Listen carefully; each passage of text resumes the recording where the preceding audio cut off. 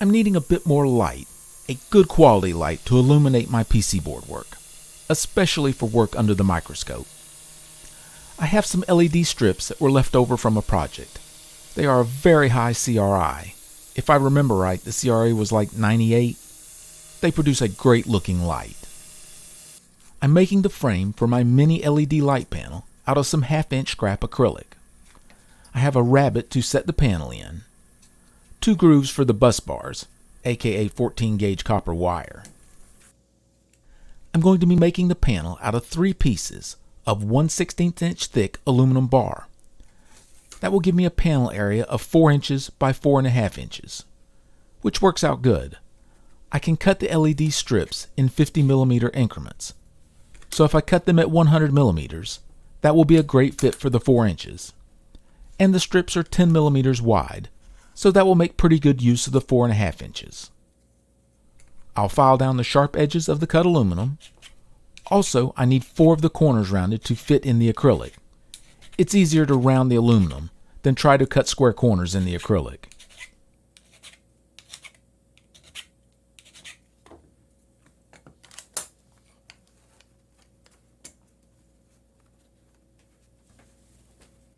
Drilling holes at the ends of the grooves for the copper wires to pass through.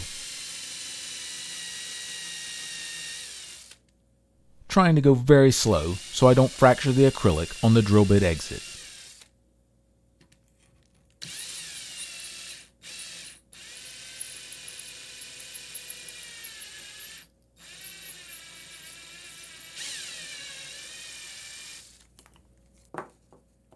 For the acrylic, I do need to knock off the sharp edges. Right out of the CNC, the edges are sharp enough to cut, and I sure don't want that. Since this is going to be used for lighting for a camera, there is one more thing I want to do to the acrylic. The shiny surface areas are a problem, so I'm going to take some 1200 grit sandpaper and go over all the shiny areas. That way I won't have to worry about reflections. Going to clean the mating surfaces with some isopropyl alcohol.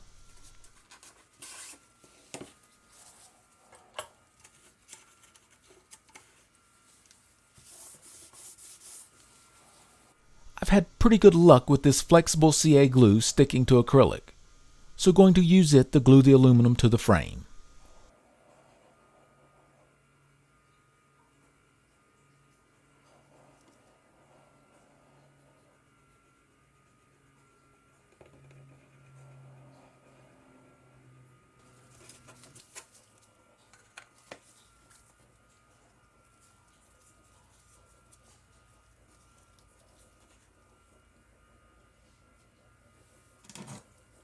I'll let it set for about 20 minutes.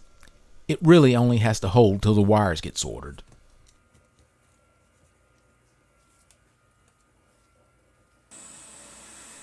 Of course, the LED strips I have are attached to a test panel.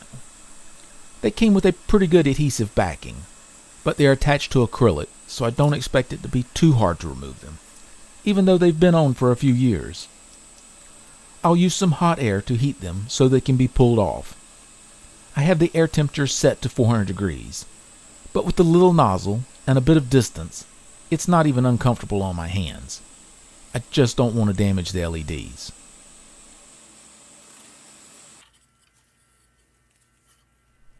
Then I'll cut them in 100mm sections.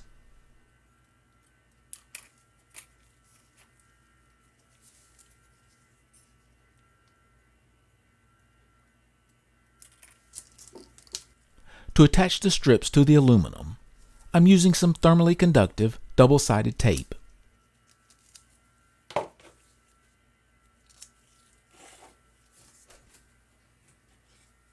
It's cheap stuff from Amazon, made for attaching LED strip lights. Just cutting it into 4-inch lengths and we'll cover all the aluminum with it. I don't want it to overlap. I think that might cause a contact problem on the LED strip.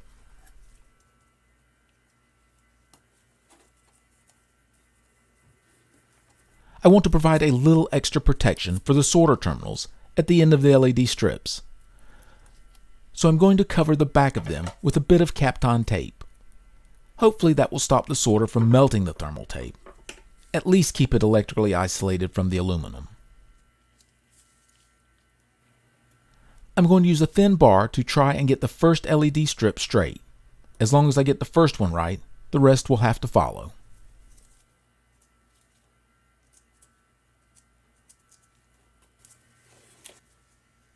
Then just have to put the tape on the rest of the strips.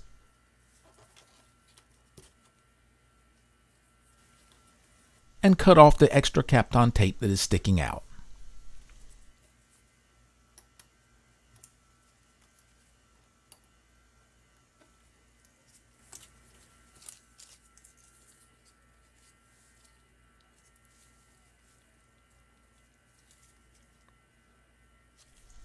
A bit tedious, but just butting one strip up against the next, about as dense as I can make these LEDs.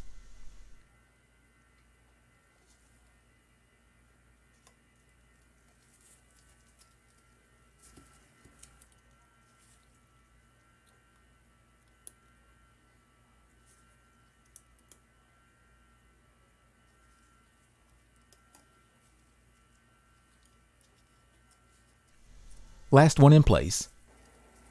I do want to do a quick check, make sure I haven't destroyed any of them.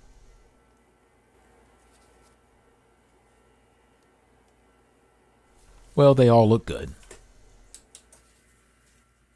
Now for the bus bars. Negative on one side, positive on the other.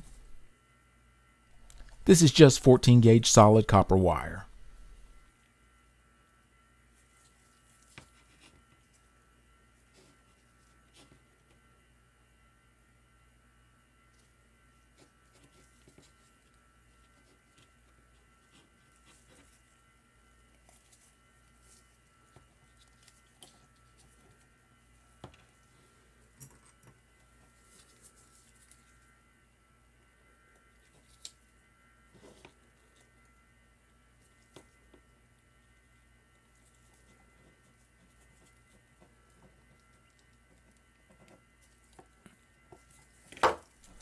Run it through the holes, and then bend it over on the back side to hold it in place.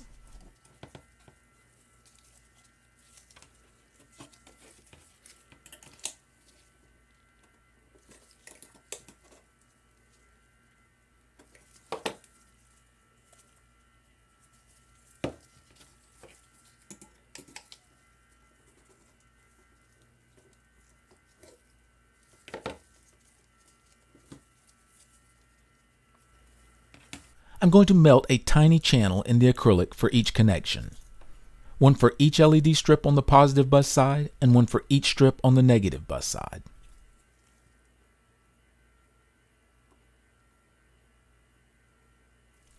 I'm using the small flat screwdriver to keep the acrylic from melting back together. A bit time consuming, but it will hold the small wires in place really nicely. Going to tin a spot on the bus bar for each of the wire connections.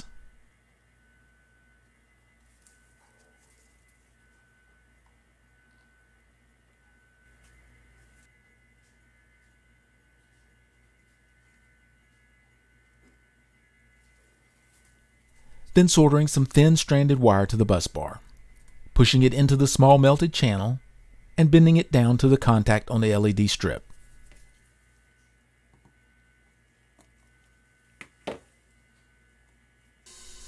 And putting a tiny bit of flux on the wire to LED strip contact. These contacts have been exposed to the air for a long time. Then soldering the joint, trying to keep the heat at a minimum.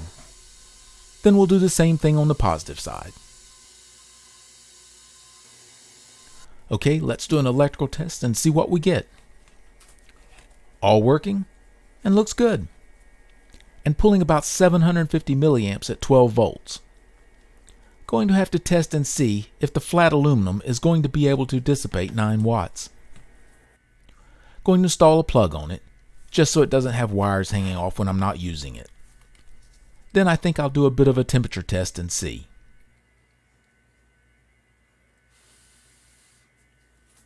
I have one thermocouple attached to the center of the back, and one thermocouple just reading the ambient temperature. About 1 degree centigrade difference in the thermocouples. After about 10 minutes, have about a 13 degrees centigrade temperature rise. Now after 30 minutes, less than a 20 degrees centigrade rise. Probably won't ever use it for longer than that, but I'll let it go a bit more. After an hour, right about a 20 degrees centigrade rise. I think that will be fine. Of course, I just can't prop it up and use it. I need a way to hold it and position it. My Noga dial indicator holder is what comes to mind. I think it would work great. So I need a 3/8 inch diameter stem to attach to my LED panel. I'll start with some 3/8 inch diameter aluminum rod, center drill and drill clearance hole for a 3mm screw. Then I'll countersink the screw enough so as to use some screws I have on hand.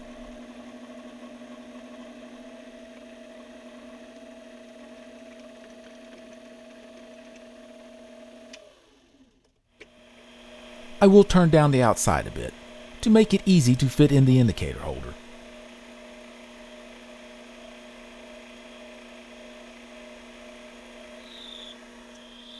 Chamfer the one end quite a bit.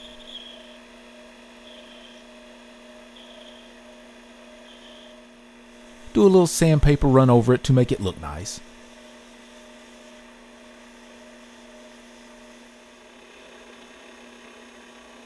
And then cut it off.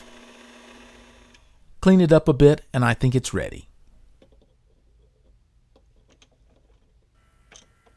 I just tapped a 3mm thread into the end of the acrylic frame.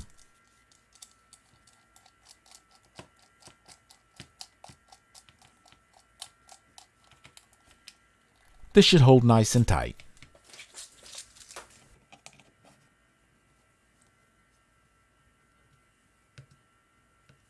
That fits nice.